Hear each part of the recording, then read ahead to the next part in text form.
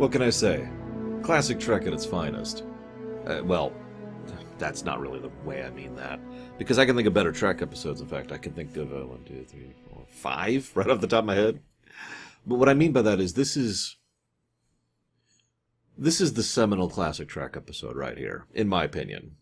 If you wanted to encapsulate all of what TOS is into one episode, if you want to see if someone's going to be interested in watching TOS, have them watch this episode. It's a little corny, a little cheesy. The effects have not aged super well. Right? You know, that's TOS. It's a 60s show.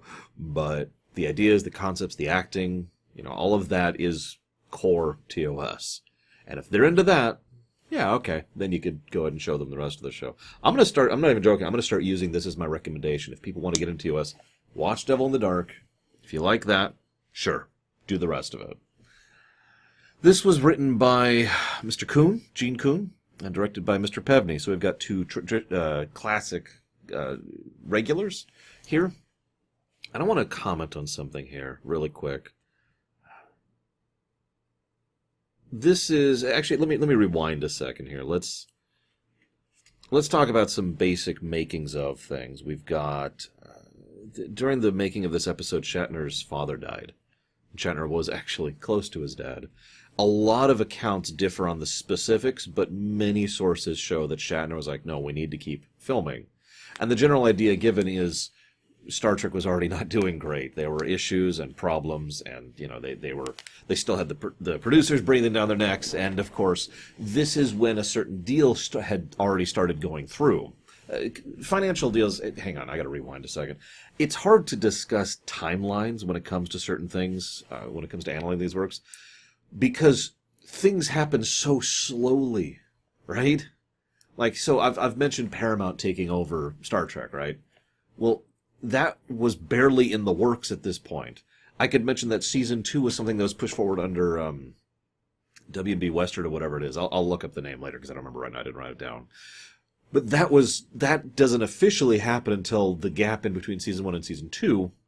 But that also is something that obviously didn't just happen. It's not like one day someone just walks up and, I've noticed a lot of people tend to assume that large-scale economic transactions happen like small-scale ones do. I'd like to buy this dice here, right? So you walk up, you buy it, and it's yours. The transaction takes a minute, or, closer to 15 minutes if there's an old woman in front of you who has a lot of coupons. But in the large-scale sense, those things take days, weeks, months, in many cases, years. So this merger, this acquisition, actually, of Desilu Studios was already well in hand at this point. Now, that's important because one of the things that was hammered out was they said, okay, listen, we're going to purchase this, but Star Trek... Now, okay, hang on, let me rewind one more second. I have no proof of this.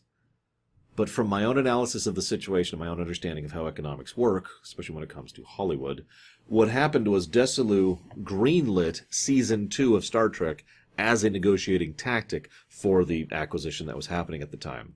This then meant that the other company, I'm going to have to look up their damn names, aren't I?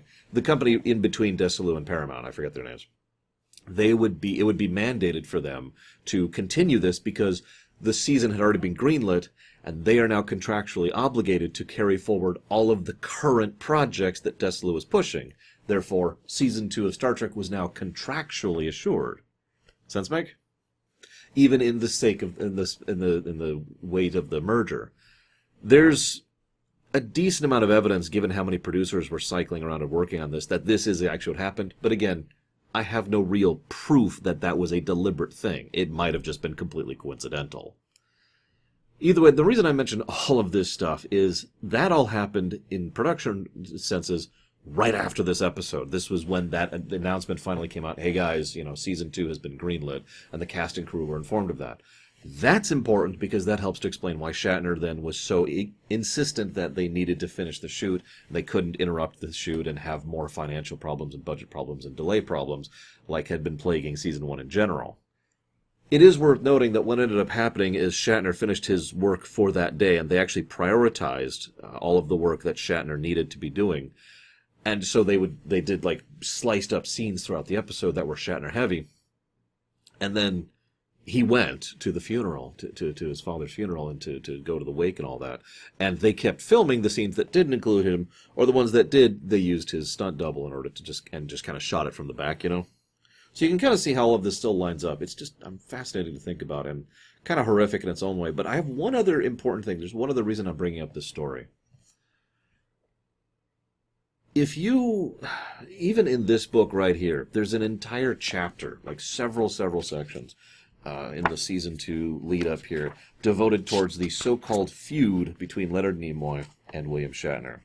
Now, I mention this because by every account I have ever read, that feud doesn't really exist. Oh, sure, there was some professional rivalry, but like really low-tier stuff. Shatner did line count. There's plenty of evidence of that. Shatner himself has admitted it. And there was a bit of pushing back and forth as to who should be, you know, who should get more screen time, basically. But that was the career side of things. By all accounts, Leonard and William actually were pretty good friends. One of the interesting things, though, is I don't really see any references to how good the friends are until this episode. It's mentioned here, who's the direct quote here? Pevney, the director here, flat out mentioned that Leonard actually was there for, I should stop calling him Leonard, Nimoy. Nimoy was there for Shatner. That while Shatner was dealing with this and coping with the grief of this, Nimoy specifically and personally reached out to him to try and help him, not just to get through the shoot, but just as a friend. I posit now the theory, this is officially the event that actually connected the two as friends, built that bond that helped the two to actually be the comrades that they would be, and the rivals that they would be, over the next 40 years after this point.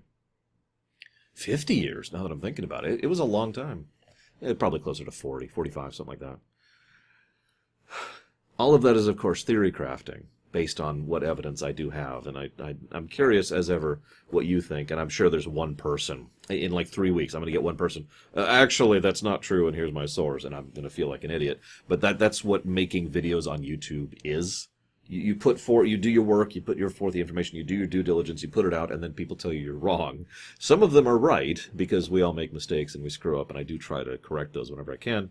And then some people are just trying to be dicks. I'm not saying you guys are. It's just that's how the internet works. So I look forward to finding out how I'm wrong about this. Another thing I look forward to is just laughing. I've seen multiple accounts of this story. Janus, and I know it's pronounced that way, Prohaska, who was a costume person, he actually made the Horta costume based on a costume he had actually already used for another creature over in the Outer Limits. Now, he touched it up a bit. But he put this together and did this whole presentation. And Gene Coon looked at it and was like, what is this nonsense? And then he actually got into it and showed it animated and did this whole little sketch right in front of him that he prepared with the thing, laying an egg and going and eating a chicken and just all this little stuff. And Coon was sold on it. In hindsight, I can kind of see why. If nothing else, it presented something distinctly alien, which hadn't really been done on the show before. Everything else had been bipedal, humanoid, with a little bit of makeup or a mask, and that's about as far as they'd gone. I can see why, even despite the fact that even the effect has not exactly aged well, you could see the Horta and be like, okay, yeah, I can work with that. And that's exactly what Coon did, which leads me to my second segue before we really dig into the episode itself. If you're wondering, by the way, I actually don't have much to say about the episode itself, other than seminal trek, like I already mentioned. But I want to talk about Gene Coon. I've done a lot of digging into Gene Coon's contributions to the show and his presence. One of the things William Shatner, in particular, hammers this point on, and did so repeatedly for years, that Coon was one of the biggest contributors to Trek, to the very concept of TOS and how it worked. I think I've said this before. In my mind, Coon and Fontana were the two people who really had their finger on the pulse of what Trek was at its very core, the very heart of this series and this franchise. Unfortunately, Gene Coon would die just a few years after Trek finished coming out, which is a goddamn shame, if you'll excuse me. I cannot, that is so horrible, and almost assuredly contributed in part to why, for several years, his name was just kind of quietly removed from credit for a lot of things. It wasn't until people were like, well, hang on a second. Again, Shatner himself, but also Mr. Solo, one of the things that really pushed Solo and Justman to write this book, which is down, you know the one, the Inside Trek book, is specifically because of how much credit was being pulled away from people who deserved it, like Gene Coon. Gene Coon also is the person who was the I don't want to say line producer, because that's actually inaccurate, but everyone says that he was acting as a producer, even though that wasn't his title. And he was obviously rewriting a huge amount of episodes. And he was the person making a lot of calls on the spot. He was the person on the set. He was the go-to person who was in charge, whereas Roddenberry was more doing executive production stuff, trying to make sure the show in general kept going and having executive oversight, that kind of thing. Again, I'm not trying to dismiss Roddenberry's contributions. That's not the goal. I'm just trying to highlight Coon's contributions. He was the guy in the trenches. Sound familiar? He's also the one who brought us a lot of what is considered some of the best of Trek. Errand of Mercy would be under his thing. Journey to Babel was one of his last contributions, not counting some later things. He also tried to bring more levity into Trek. Piece of the Action was him. Trouble with Tribbles was him. I bring all this up, though, because this episode right here, this very one, which he wrote by himself. This wasn't a rewrite. He just sat down and wrote this episode. I think more than anything, to tie it back to the episode, this proves how well he knew Trek. What is the premise of this episode? There's a monster. Oh no, it's actually an intelligent creature. And we have to understand it and explore with it. And we come to a peaceful resolution, which is mutually beneficial for all of us. And God, isn't that just so Trek? I don't even mean that as a bad thing. I love that. One of my favorite things about STO was how they get that tone so well in so many of their story arcs. I'd love to spoil and gush about several aspects of STO. All I'm going to say is the Iconian War. That's all I'm going to say.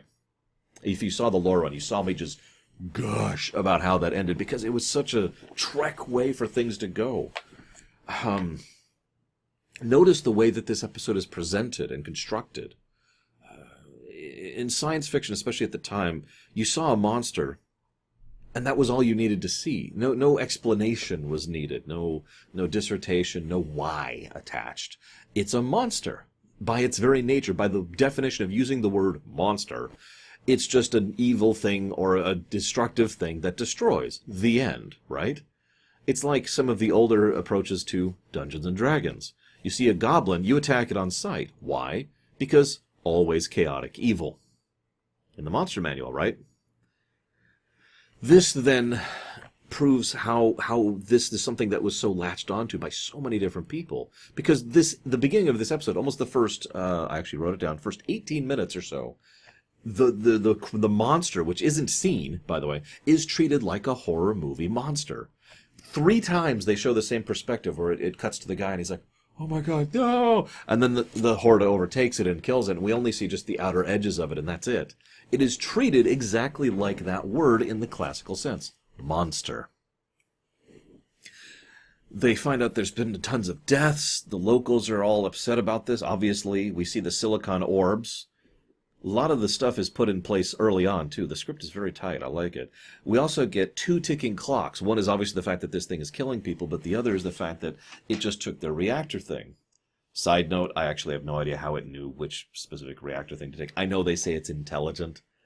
I'm intelligent, but I couldn't tell you which piece to remove from a random turbolift in order to disable it, right? I mean, give me a little bit, I might figure it out, but the Horta does a precision strike attack here, which also it doesn't make sense that it takes it rather than destroying it, but let's ignore that for a moment. We have... Even the directing early on is done differently than normal Trek. A lot of quick jumps back and forth between things. Captain, this thing is dangerous. Dun-dun-dun-dun. Eats a person, and then it cuts back. It just jumps all over the place to show that variance in tone. This also is interesting, by the way. They mentioned that this thing is silicon-based, a silicon-based life form. Wow, that's something.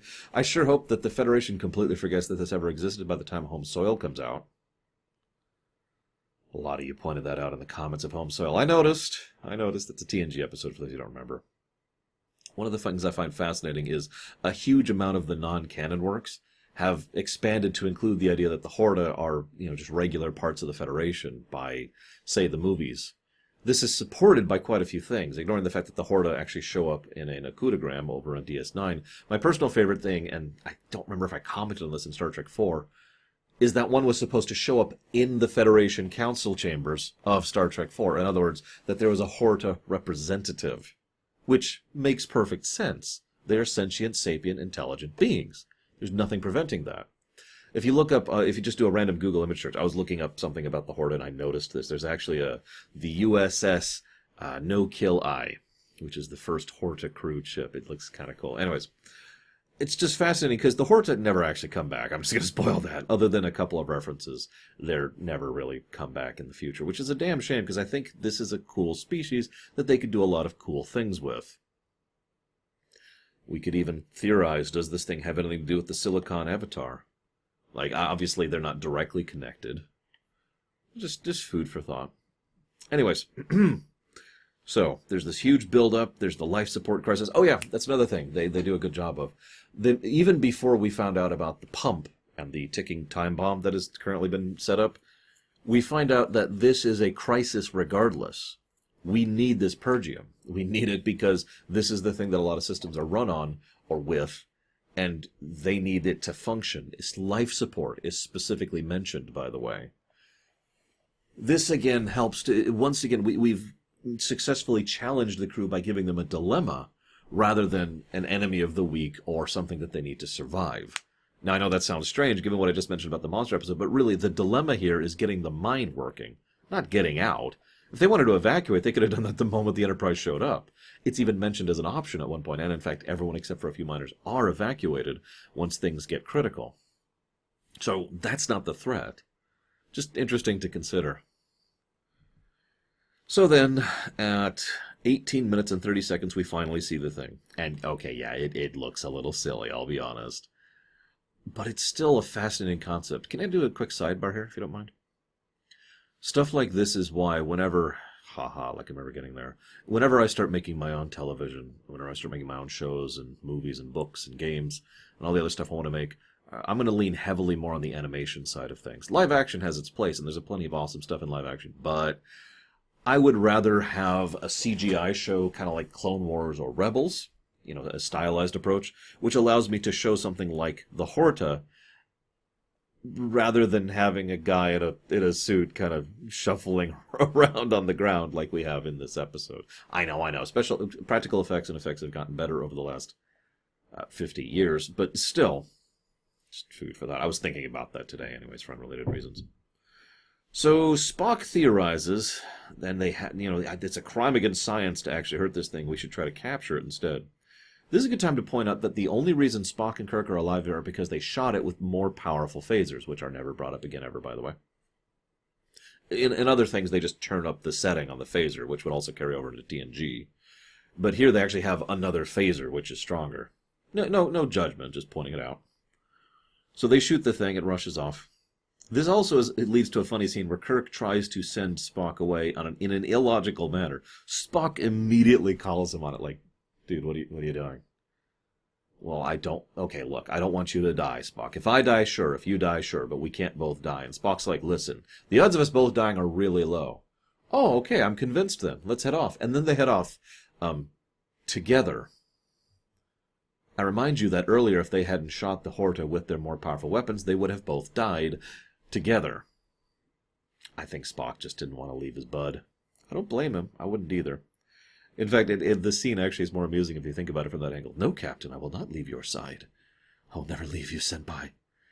Anyway, so this leads to the thought that they're being watched.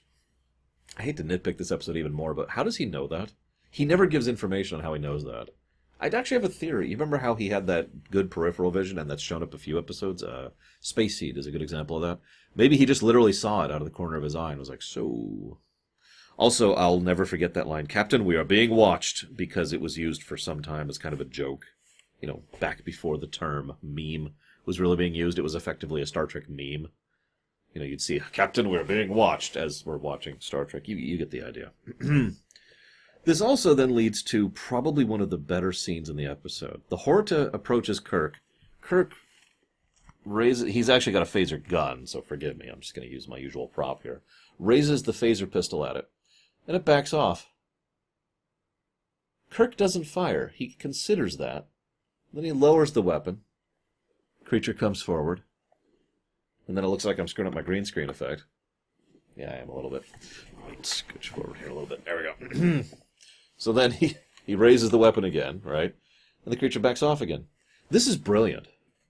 This is wonderful showing, not telling right here. I'm not even joking.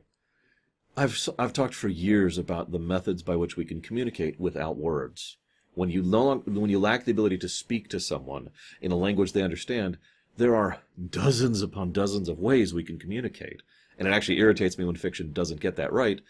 But by the same measure, I love it when fiction does get that right. Like right here. His simple use of the phaser and how he's doing that gets across the idea, no, back off, no, okay. Well, I haven't shot you, and you haven't approached me, so we've got a standoff. Okay, well, I'm going to go ahead and sit. I'm going to keep the phaser kind of up, but not overtly threatening. Communicating. Then he actually talks to Spock, who insists, you must kill it immediately. Which makes perfect sense, doesn't it? Because, logically speaking, this is a deadly dangerous situation in which the risks outweigh the benefits. You have to shoot. And yet I have to point out that tactically that would be very stupid. Why? Because even though the shot hurt the thing, it's not going to kill it, probably, before it reaches you. If Kirk was to open fire, he would probably kill it and die in the attempt.